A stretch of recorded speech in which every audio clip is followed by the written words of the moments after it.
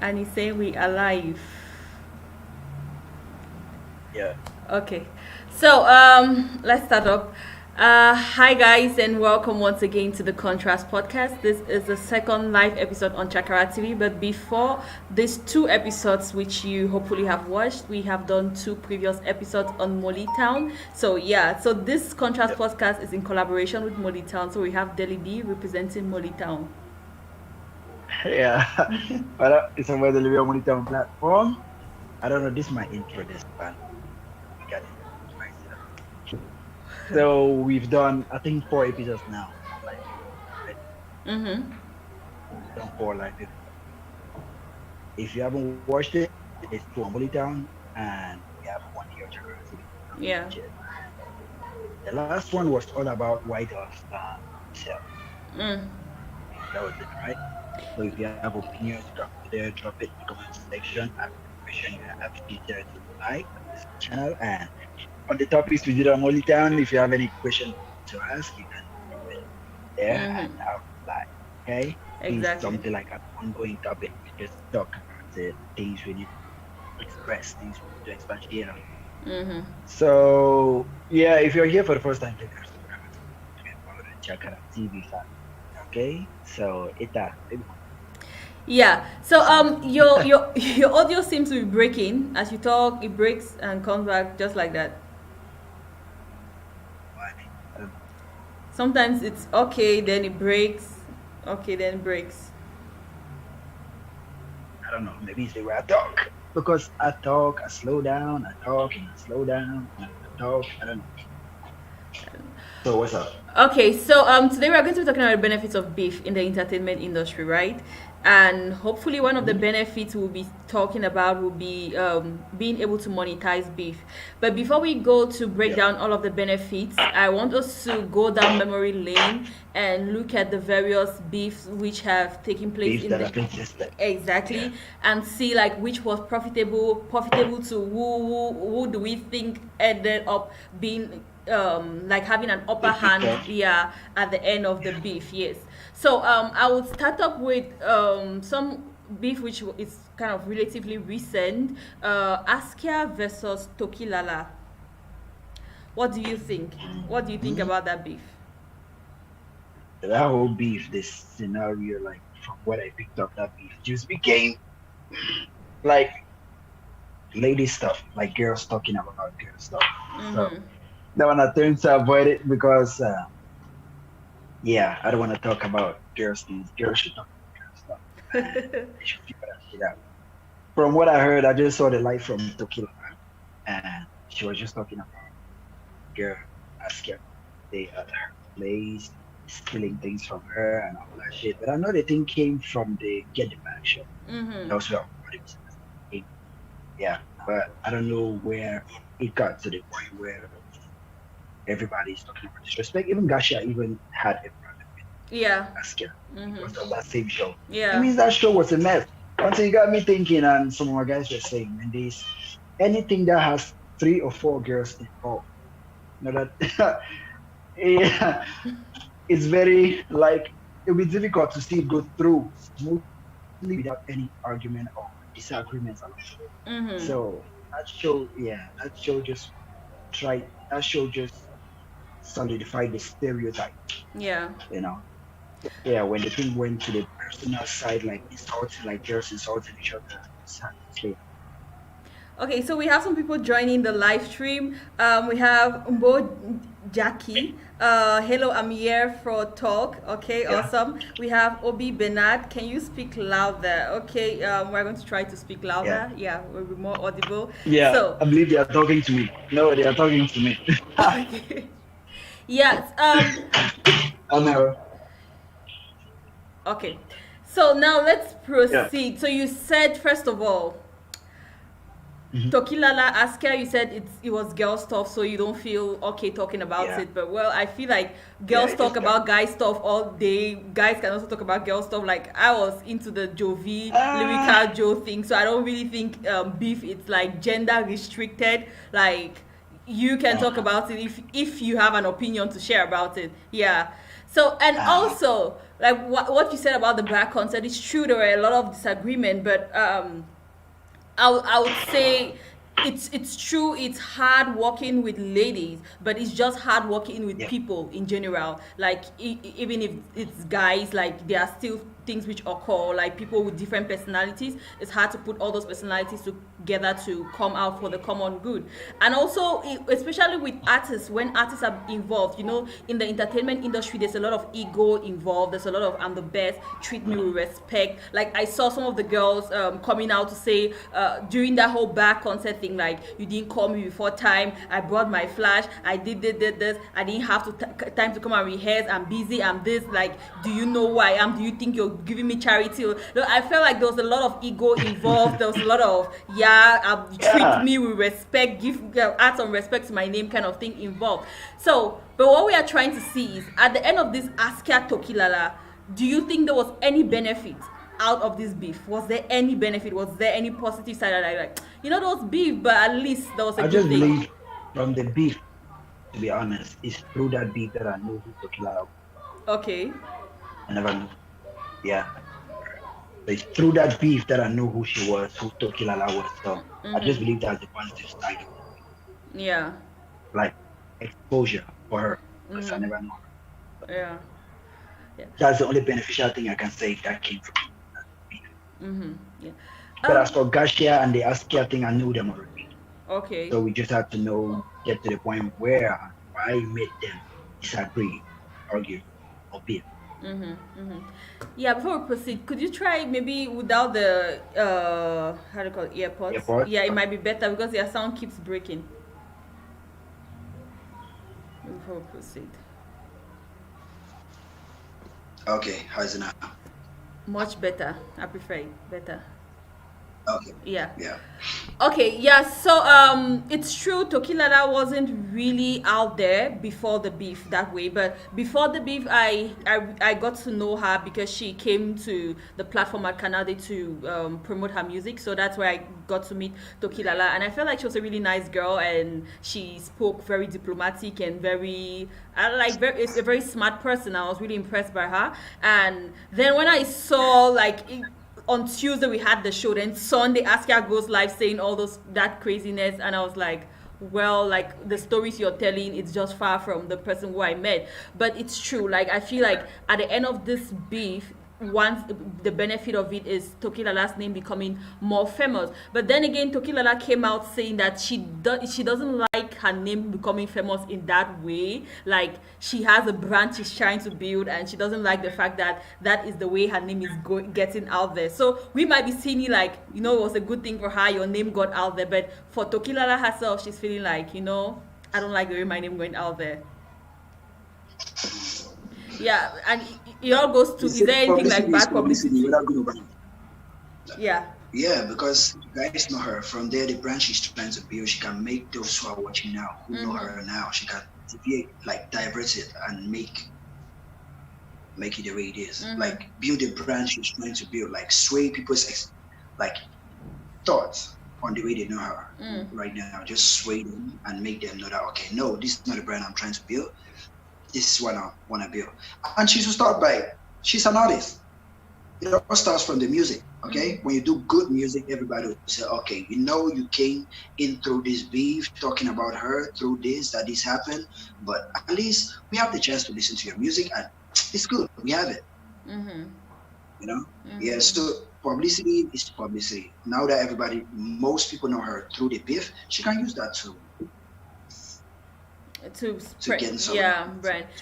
Yeah, as we were talking, I just remembered I was listening to this podcast yesterday, and this guy was talking about how to transition your brand, because a lot of things men people face in the entertainment world is first getting people to click on your videos, getting people into the door, and when they get into the door, you will not always be the same person. The things you talk about in the past might not be the things you still want to keep on talking about. So it's like Yeah. you want to change, and sometimes your audience might not want to follow you in that transition, and especially in the beginning it might be hard. But then he said he was like trying to use himself as an example how he has tried to transform his brand, and it all starts with little steps. Like, you don't just start from zero and go to 10 tomorrow. Just start with little steps, gradually increase the different type of content you want to put, and very soon your audience, in the beginning they might hate it, but gradually they will become more familiar to what you're putting out there. So same thing goes out to Tokilala. It's true, people got to know her like at a larger scale due to the whole Askia shenanigans,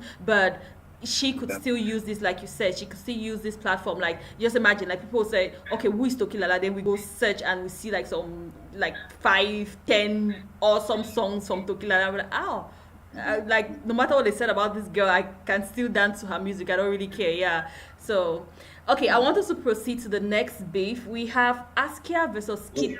With what you said about the branding thing, what you said about the branding thing, it takes a slow step for you to divert, and your fans may be apprehensive towards it for a moment. Then they'll gravitate towards it. You know, when you have the publicity, you have all kinds of people listening to you. There you gain casual fans, you gain passive fans, you gain stands, you know. All those guys, your casual, the real fans, people would like to share. Your content may be out of, let me say, 1,000, you may have 4. Okay?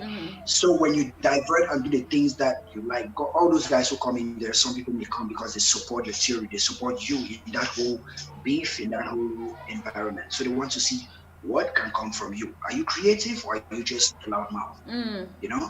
So when you do something new, out of the 800, they're just because of the beef, they'll go away. But the 200, let me just say the 200 that will stay there just because they want to see what you're up to.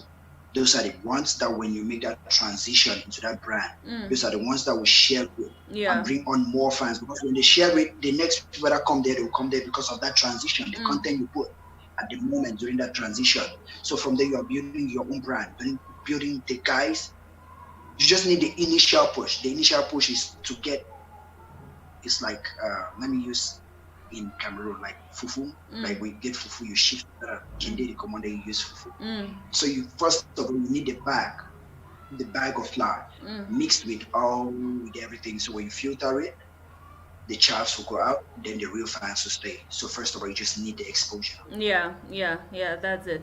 Okay, I want us to proceed to the next beef, and I understand that some people might be listening to these and they might just be clueless about the whole beef thing, because honestly, like some of this beef, I'll tell you, I knew about them after it had passed for a long time, so I understand some people might be clueless about it. So the next thing I want us to dive to is Askia versus Kiddy Boy, which was really brief, and for me, I felt like it was just some little back and forth, nothing really serious. But I feel like Skitty Boy was disrespectful to Jovi at one time, and then Skitty Boy said something, then Askia said, I cannot respect somebody who doesn't respect the Grand Jovi or something like that. It was that back and forth. Then Skitty Boy said something, and I think Askia responded. So there was all that back and forth. Now, for me, I do believe that Skitty Boy and Askia, their level of fame in the entertainment industry, I might be wrong, it's kind of like similar in a way. Although Askia, true, she has been linked to bigger names, she has been linked to the alpha beta people, but I'm saying without the alpha beta, I like put them at the same level. So I don't really feel like anybody had an upper hand at the end of this beef, because they were both at like the same fan base kind of level. What's your thought on that? In this case, you know, Skitty Boy has his fans, he has his demographic, Askia has her demographic, you know. So in this case, they share their trading fans. This kind of beef, they are trading fans. To me, I just feel like that beef, Askia wasn't even saying anything with ill intent. Like, in a nutshell, if I'm just looking at it, they don't even have a problem. That's not even a beef. Yeah. Because when they post those things online, they just post it and they disagree online. It's just like two friends having a disagreement. That's not a beef. But everybody, bloggers should just take it and run like it's a beef. But those two guys, like, they are fine, and those things they share are just their personal opinions based on scenarios or situations online. And fans of bloggers like controversy. Controversy sells. We talked about it during the last episode. So fans will just see like, yeah, they are against each other. It means they hate each other. It's a beef. They are fighting like that. Yeah, I just believe that thing was just them putting out their opinions online. Let their fans talk about if they are agree or disagree. Then as Askia replied to it, Askia fans will say, okay, they agree or disagree. If you type Skinny Boy 3, that makes it now a two-party discussion, like his Yeah. fans, Versus her fans, Askia's like they're fans. trading fans. Yeah, Yeah. it's just like 1 plus 1 equals 2. Mm-hmm. Eventually, you always have one. Yeah. You always have one. When Mm. the two of you come together, you have two. It's Mm. just like when they did the song "Welcome to Quarter," because of both fans, that song was actually something. Yeah. Yeah. Okay, so Yeah. you think there was actually a benefit they actually traded fans. Mm. Okay. Now let's the next one would have been Aska versus female rappers, but I think we touched on that when we were talking about Aska versus Tokilala. So let's look at Tizzy Panchak versus Jovi. Now, brief summary about this is okay. I know I don't know if Tizzy Pasha came back in Stanley Eno, and then Jovi lashed out saying some things as Tizzy Panchak. Of recent, like the beef which I'm really diverse with is the when Tizzy Panchak did a festival thing in the United States. Then Jovi said people call anything festival like a small gathering. You call it festival. Do you know what a real festival is? Like throwing shade at Tizzy Panchak's hustle. Then Tizzy Panchak went online like saying like it's because you know what you did was witchcraft. That's why you actually deleted that post, because Jovi later deleted the post, and then people came at Jovi for coming at Tizzy Panchak. Tizzy Panchak came at Jovi, but Jovi didn't really speak up about that anymore. Like after he said that, it was like done for him. Now, was there any benefit out of this? Do you think like some of because I know Jovi is a bigger name than Tizzy Panchak, did some of Jovi fans actually transition to become Tizzy Panchak fans? I don't think any of Tizzy Panchak fans became Jovi fans. That beef was beneficial for Jovi, not Tizzy Panchak. Okay, why? Yeah, because towards that period, if you recall, that was when Jovi dropped his album "God the Cam," his mixtape, Yes. his EP "God the Cam." Yes. After that, he dropped "God Don't Come," the album. Yes. And before all that period, Jovi wasn't posting tweets, he wasn't beefing, he was quiet. So when Okay. he attacked Stanley, he was trying to rile up the crowd, bring back his fans to life, bring back his fans back Yeah. to make sure he's around before dropping this project. So that thing was a marketing strategy. Okay. Almost those things like controversial sales. So it wasn't like a there wasn't any benefit for Tizzy Panchak. But you said Tizzy Panchak came at Jovi or was defending Stanley. Tizzy Panchak wasn't defending Stanley. Okay. Tizzy Panchak was actually trying to be reasonable in a shit show. Like he was trying to share. Oh, mommy, they ever to say the share toilet was more beginning to prepare for my shit. So he was trying to mediate an ongoing conflict. Yes. The way Jovi was talking, Jovi was acting immature, so he came in just to say, but the way you're talking doesn't reflect your stature and all that kind of thing. Like he was trying to be reasonable, and Jovi took it as disrespect. You see, and Jovi taking it as disrespect is adding more fuel to the already existing beef, that's increasing the relevancy, because Tizzy Panchak at that moment was an upcoming star. If it was somebody like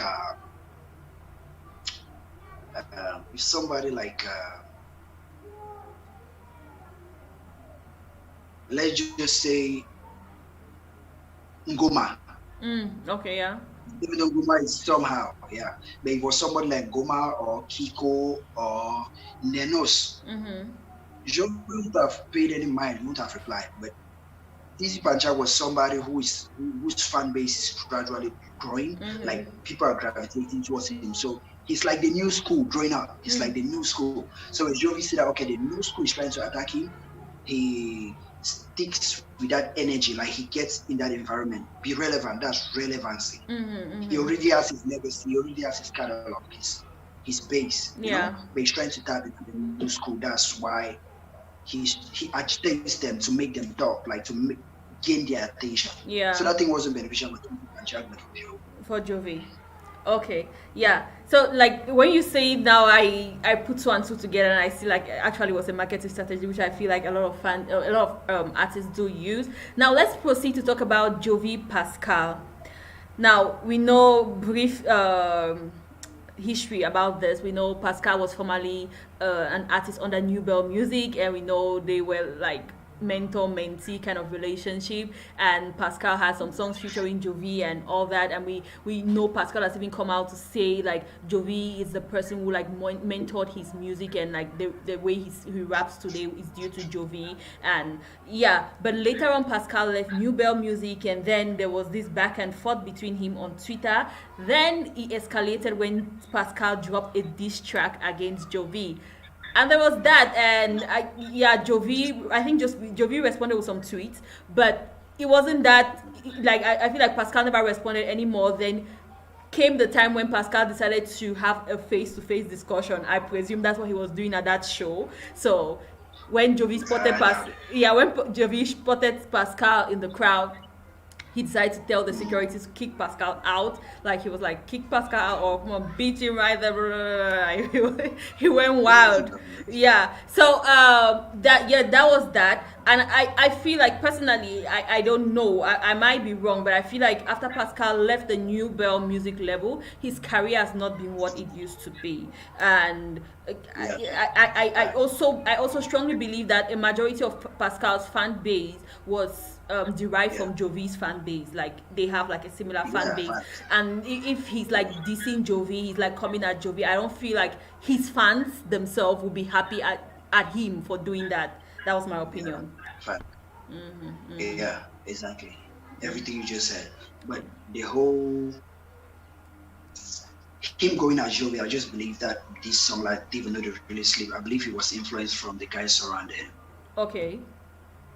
I believe those guys gassed him up to do what he did. So after that, that's why he never had any reply from him. Anything again after Jovi said the streets like your real color, the finally show, like your all that, yeah. And when he went to that show, I don't even think he was going to that show to do a face-to-face talk with Jovi. I just think this thing may sound funny, but I just think that whole scenario was maybe on one side, maybe on Jovi's side or Pascal's side, but somebody planned something. Yeah. Because how did Jovi spot Pascal in that crowd? Yeah. Somebody in Jovi's camp knew Pascal was there and was hanging out around that spot. Then told Jovi when you're performing, keep looking at that spot, you see him. So it's that true. whole thing for me was just fishy. Yeah, that whole thing. Yeah, they were trying to make something. Yeah, but do you think it was beneficial to either rappers? Do you think it was beneficial? Did Pascal gain any fan base? Did Jovi, like, was it beneficial at any end? Okay, for everybody listening right now, okay? If you get into a beef with Jovi or you diss Jovi, it won't benefit you, it will benefit Jovi. That's a fact. Yeah.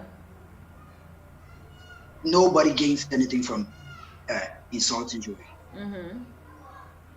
But Jovi gains a lot because his fan base is all about attacking, negativity, about that energy, like the Semboko, like that good energy.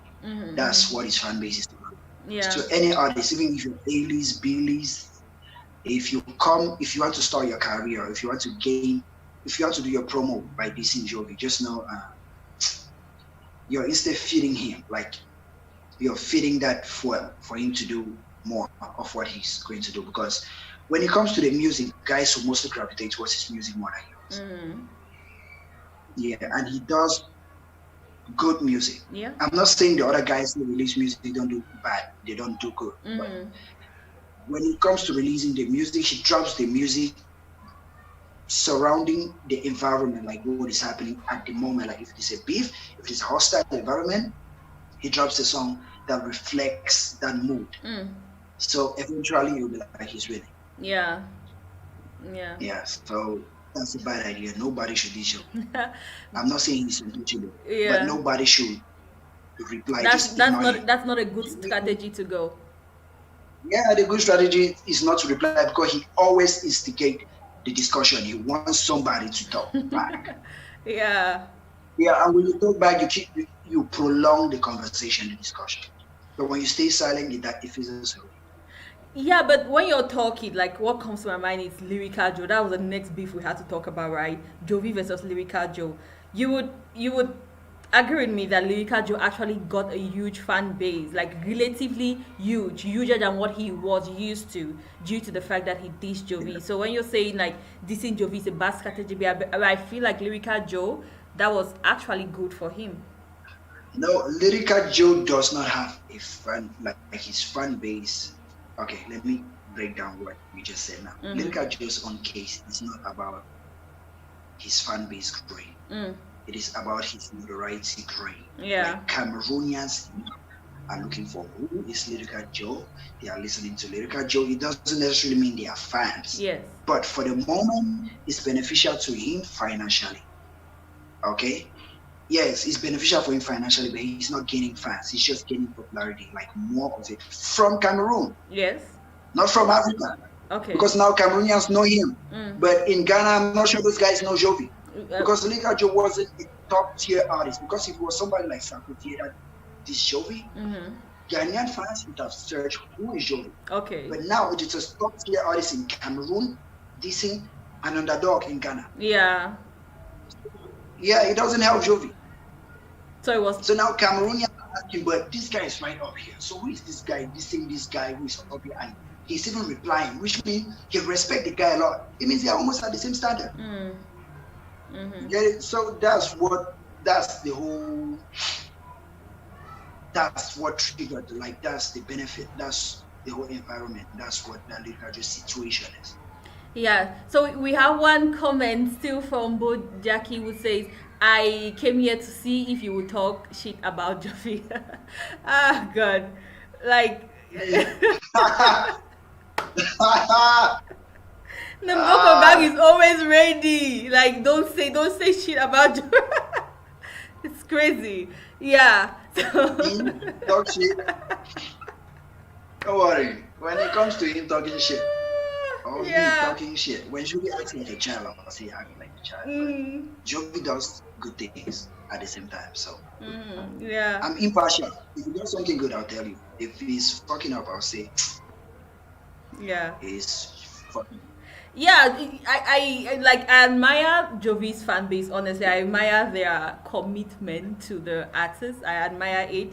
But I would say, I remember doing the episode where we spoke about why why hate sells more than love, and we kind of touched on the fan base and like some of the roles fans need to play when it comes to their artists. I feel like Jovi fans are really die-hard supporters and things, and obviously as a fan base, I feel like the fan base could do better, like supporting their artists more with the financial part and the other things which will help the artist's career grow. But still, I feel like they are really strongly behind Jovi. Like, don't say anything about Jovi. Don't disagree with Jovi if you don't want issues. Yeah. So now we have been talking about all of this beef, and so far, like, one of the benefits which we kept on reiterating, which I felt like that was a benefit which was consistent throughout all of the beef, is somebody gaining fans, somebody losing fans, somebody marketing strategy. Yeah. So far, like with Skitty Boy gaining fans, Tokilala gaining fans, do you actually believe this fan base they gained was transitioned to money?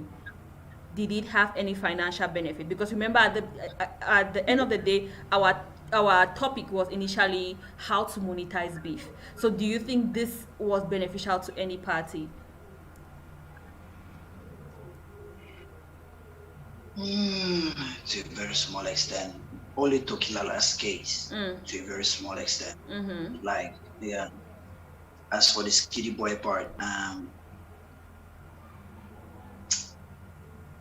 so all the cases, let me just say, the only benefit they had from all these cases is just from streams. It increased their streams. And knowing the country we come from, and knowing the ad rate from the country we come from, that's slightly irrelevant to the stream they got at the moment from that beef. That they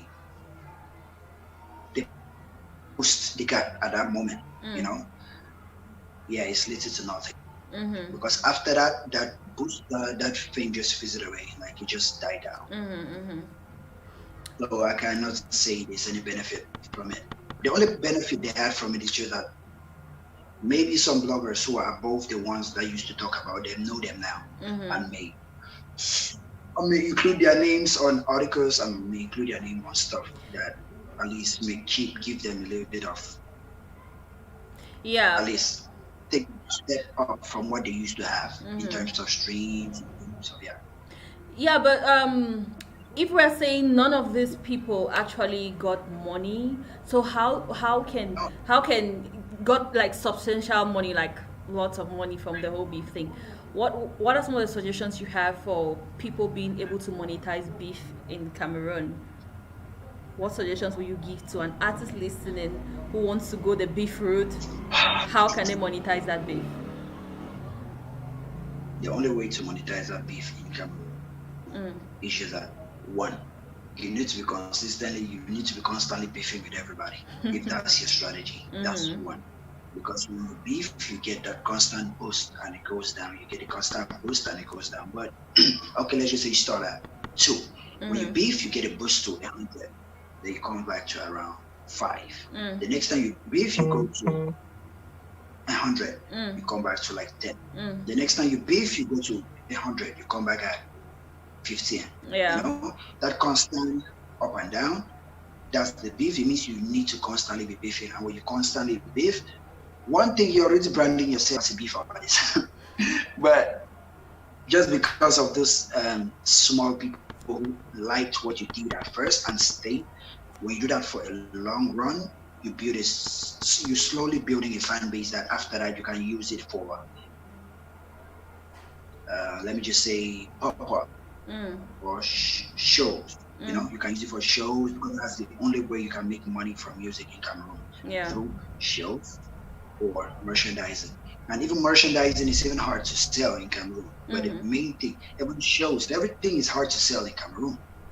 Yeah. So in Cameroon, you just need to capitalize on that boost. Just keep capitalizing on that boost. It will add up, like small, like every thing you have will add up in the long run. Like in the long run, you add up to something big. If that's your strategy. If you Mm-hmm. want to use beef, you want to monetize beef in Cameroon, you just can't use a single beef to blow up. Mm. I've not seen anybody in Cameroon who used a single beef to blow up. Yeah. Okay. Now. In the history of Cameroon music, nobody has done it. Yeah. So now, one thing has just come to my mind, right? Because when I was thinking about this, I was thinking about the whole merch thing, having a slogan surrounding the beef. But it's true, like even that you might not be very profitable with it, but still to an extent you might have to make some small money from it.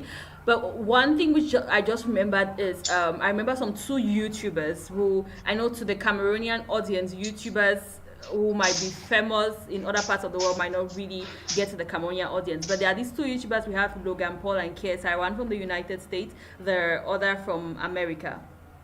Now, hello?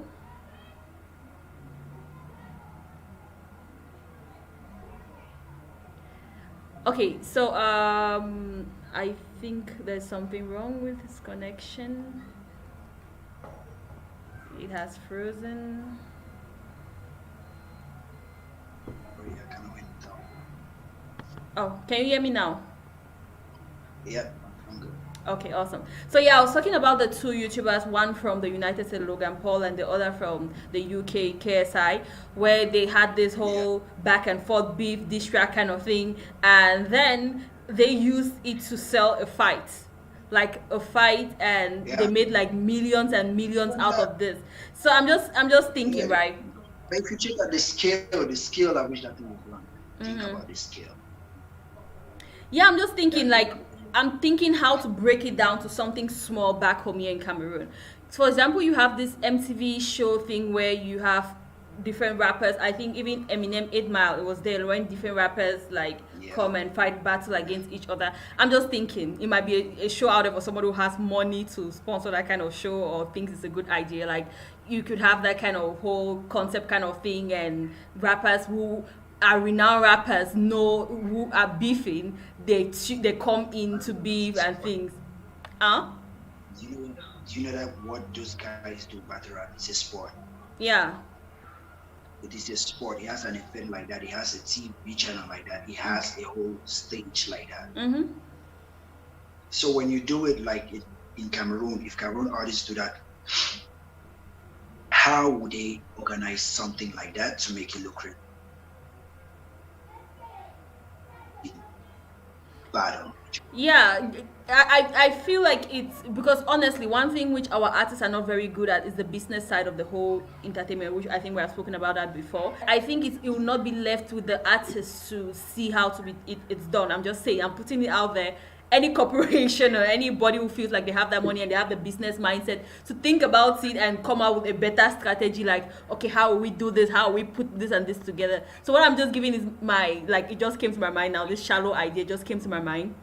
Now it's left for, like, any corporation can pick it up. I'm just saying, if it's like a TV channel where people know I'm tuning into this channel, I'm tuning at this time, that's the program I'm going to No, watch, and you can make money for it. happening. It's already happening. Okay, in Cameroon. Nabil Napster. No, yeah, Nabil Napster started it on his Facebook page.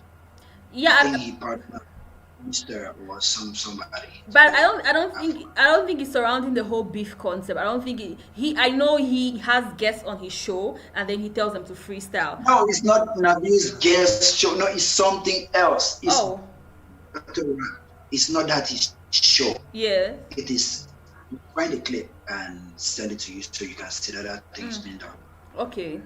It's a beef, like two artists stand, like their crew is behind and they beef with each other, like they battle, like they insult each other through beef. He has done it, he has done what episode. I think he partnered with Beamster. I saw that thing on Facebook one time. Yeah.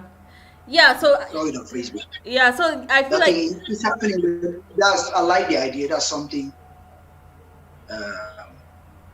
I like the idea because it's something that I think he copied it from this rap MTV. contest in the USA that Yeah. wants to implement it in Cameroon, and I like the concept. Yeah. It's just that the whole concept, the guys who the first guest of that segment of that show, they never even understood what he was actually trying to do, what he was doing. They were just reciting lyrics to their songs to each other, but I just knew I got the concept since I've been seeing battle rap before, and I know what Nabil was trying to do. Even Nabil did a sample, like throwing words, and they put a word on me, and I come up with rhymes surrounding that word.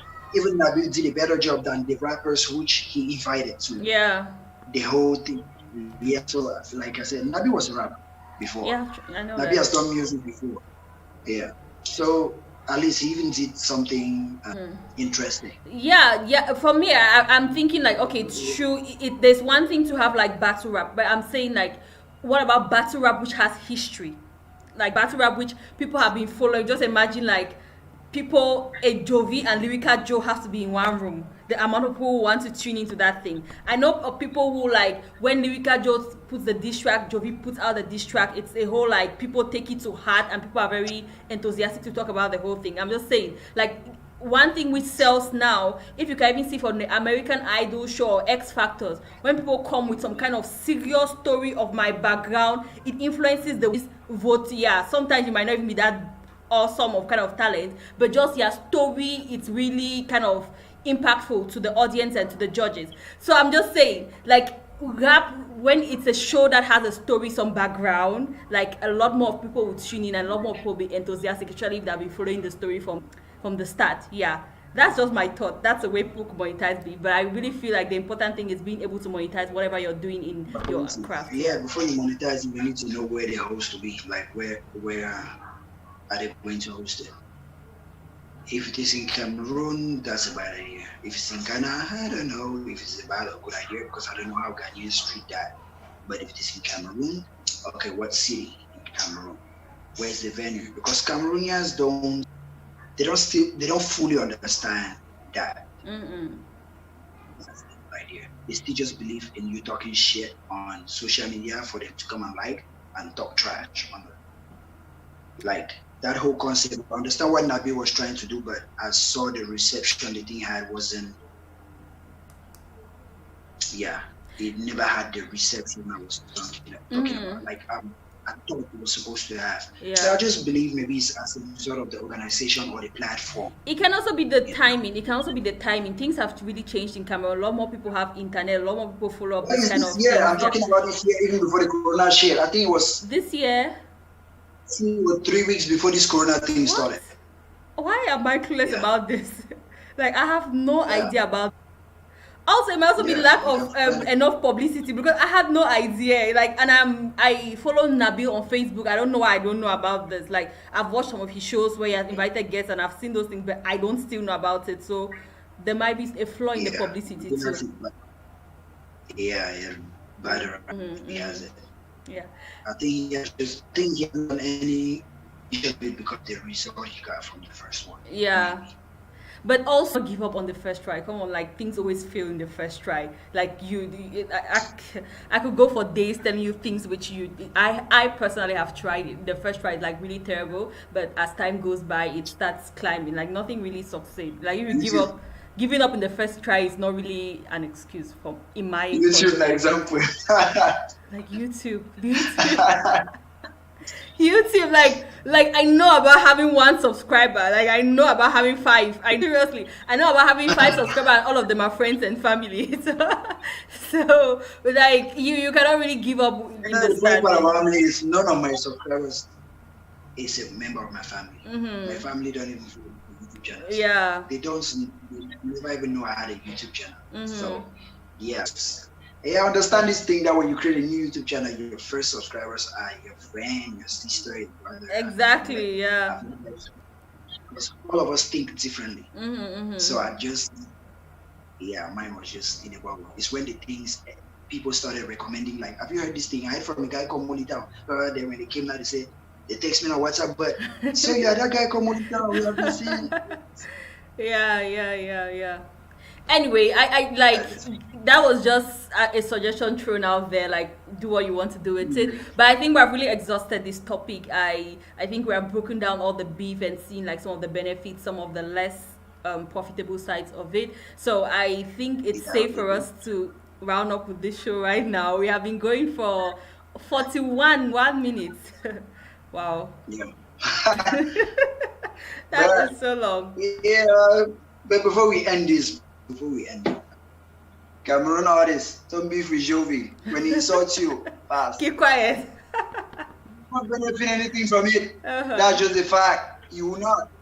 Just do like Stanley, just ignore him. Mm-hmm. Okay? Or you do like I think Pete Buckley. Yeah. And it was Magansko in the place of Pete Buckley, I think. Mm-hmm. So just do like that, just ignore him. Yeah, but When you then ignore him, you'll go away. But just the fact that he mentioned your name will give you some small cloud, but don't reply. but Yes, it will the, give you cloud. the more Just don't you reply. the more you keep it going, the more cloud you have.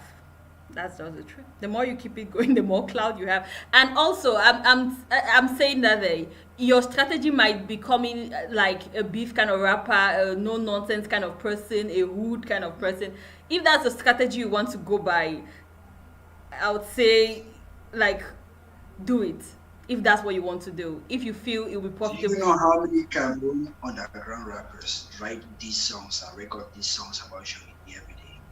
and it Do you doesn't know how many work. of them I receive? Do you know how many of them they send to me that they want to publish it on Monitor? Uh-huh. This listen is about Johnny, I'll just say, bruh, bruh, go and write a song Not my about platform. something else. Something else, not Johnny.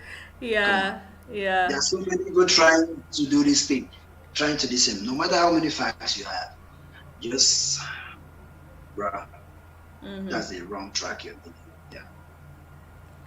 Okay, so before we go, this time I've remembered live updates. What has been happening for you? Uh, Nothing much, just growth, financial growth. That's just it. Mm, awesome. Okay,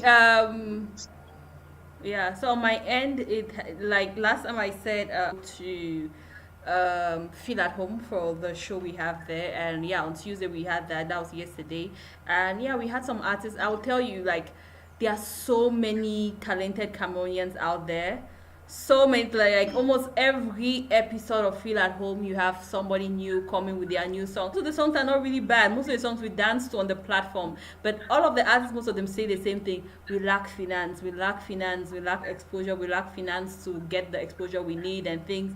So like I don't really know what to say. I don't really know what to say because honestly, I've never really had to hustle that journey of let me let my songs Uh, go out there. What do I do or whatever? yeah, but But I know some of the hosts you need to take. I know some of the gatekeepers. I know some of the short tracks, like shortcuts you need to take. So mhm, when you see some of those new artists, if you like them, send some of the songs to me. Let me listen. okay, Maybe by the end of this year, I'll sign like two guys. okay, awesome. The only time is to sign at least somebody start a music section. Awesome. Yeah, that's really cool. That's really I'll be cool. listening. Yeah, when I'll be listening, if I like the song, okay. If you want advance up front, Mm, payment and terms, yeah, we'll talk about it. I give mm, you, but you guys should just know I'm a businessman, okay? nice. Yeah, so I'm not just signing you because I want to pump money on you. Mm-hmm. Yes, I'll make you know that as you're signing like this, just the fact that you, because at first when you record music by yourself,